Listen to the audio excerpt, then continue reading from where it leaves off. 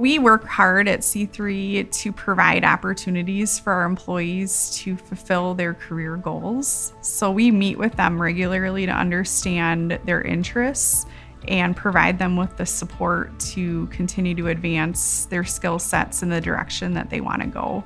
I started at C3 as an intern, only had 6 months in the industry. I spent the whole summer working 6 to 6 doing 2D prints. It was a great experience. I learned a lot.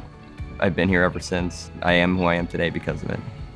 There aren't a lot of boundaries at C3. There's not this requirement that you have an MBA or a technical background to come in and really work in a certain role. There are people here that we've trained them, we've developed them, and they've showed that they've been devoted and worked hard in the company. And there's this constant career progression that we're looking at, especially in a growing company.